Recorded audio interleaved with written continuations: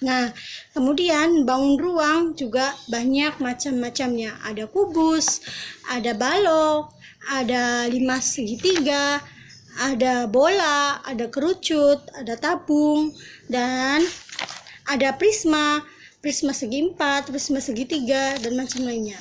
Oke, yang pertama saya akan menerangkan tentang kubus. Kubus yaitu bangun ruang 3 dimensi yang mempunyai 6 bidang sisi yang kongruen, berbentuk bujur sangkar.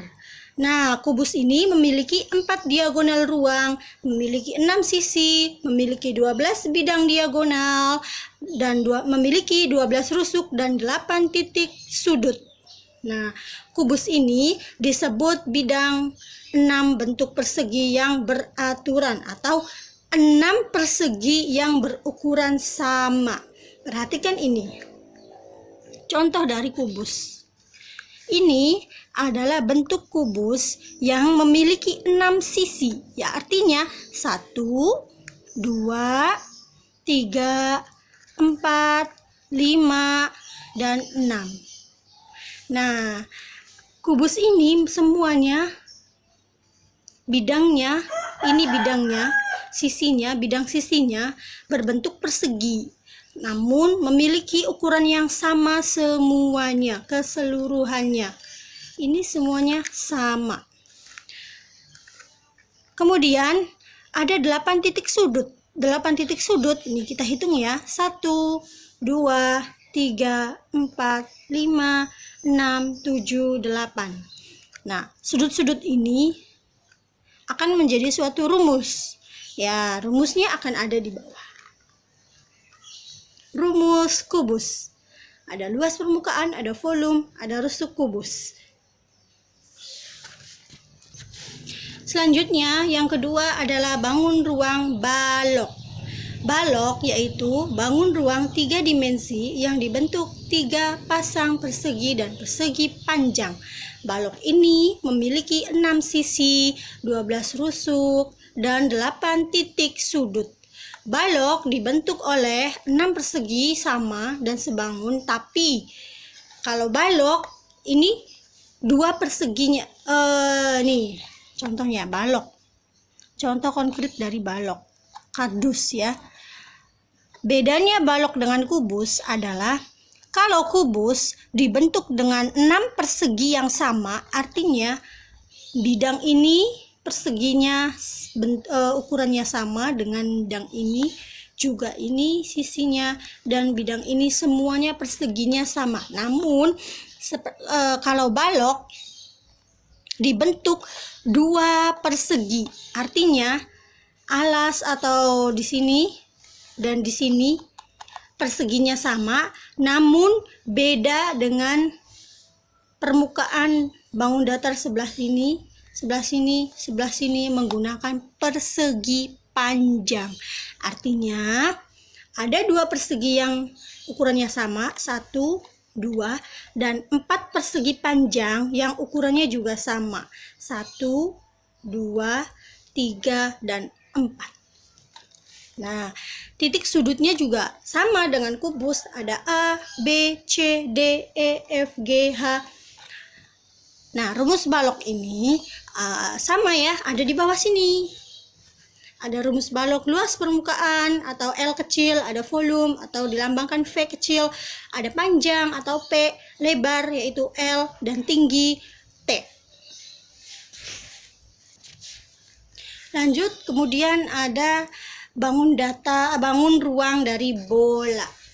Seperti kita ketahui, bola ada di kehidupan sehari-hari dan tidak lekat dengan anak-anak ya. Bola adalah salah satu bangun ruang 3 dimensi yang dibentuk tak terhingga oleh lingkaran. Artinya, lingkaran ini membentuk bangun ruang dan memiliki jari-jari yang sama panjang dan berpusat pada satu titik.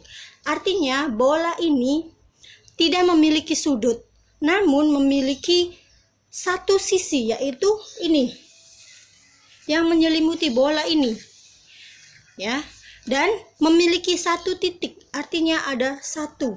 menjadi pusat titiknya untuk menghitung dalam matematika. Pusat titik ini bisa dihitung untuk jari-jari menjadi rumus jari-jari. Nah, bola ini hanya memiliki satu sisi, satu titik pusat yang semuanya itu sama panjang. Artinya jika kita hitung dari titik sini menuju titik sini itu sama panjangnya.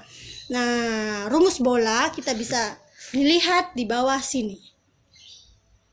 Ada luas permukaan, ada volume. Kita bisa menghitung volume dari bola ini. Ini adalah bentuk bola. Bentuk selanjutnya pada bangun ruang yaitu tabung atau silinder. Tabung yaitu bangun ruang 3 dimensi yang dibentuk oleh 2 buah lingkaran sebagai alas dan tutup, identik yang sejajar, dan terdapat persegi panjang yang mengelilingi 2 lingkaran itu. Artinya seperti ini. Ini contoh dari tabung atau silinder.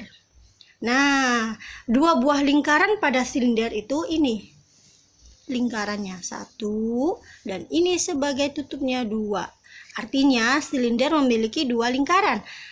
Ada yang alas dan ada yang tutup. Ada yang alas dan ada yang tutup.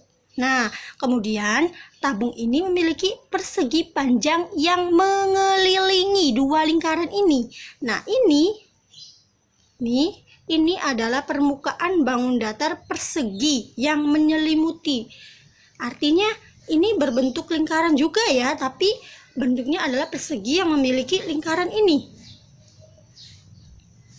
Kedua lingkaran ini sebagai alas atau ini alasnya dan ini tutupnya. Persegi panjang ini yang menyelimuti semuanya disebut selimut tabung. Nah, tabung ini bisa dihitung secara jari-jari, luas permukaan, volume, juga tingginya. Paham ya? Ini adalah tabung atau silinder. Kan bisa diisi dengan air. Kita juga akan bisa menghitung volume air ini. Nah, rumusnya ada di bawah. Kemudian selanjutnya, bangun ruang kerucut. Kerucut adalah bangun ruang yang mengerucut atau sebuah limas istimewa yang beralas lingkaran. Kerucut memiliki 2 sisi dan 1 rusuk. Sisi tegaknya yaitu berupa segitiga ini. Sisi tegaknya ini berbentuk segitiga. Dan sisi yang lengkungnya, kemudian sisi satunya yaitu sebagai alas. Di sini di bawah, alasnya, kerucutnya di bawah.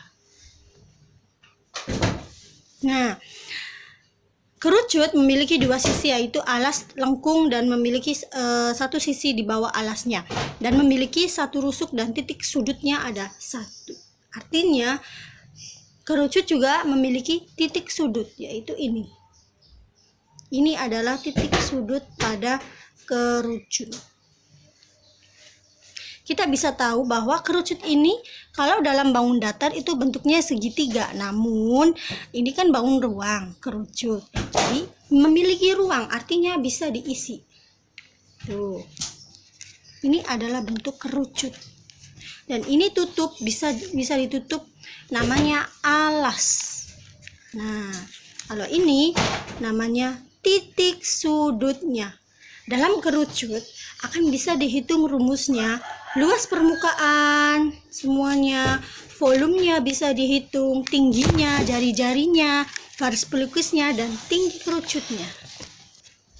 Kemudian bangun ruang selanjutnya adalah limas segitiga. Limas segitiga itu bangun ruang 3 dimensi yang dibatasi oleh alas berbentuk segi N dan sisi-sisi tegak berbentuk segitiga. Limas memiliki 4 sisi yang berbentuk segitiga. 1 merupakan alas yang 3 sisi tegak dan berbentuk segitiga.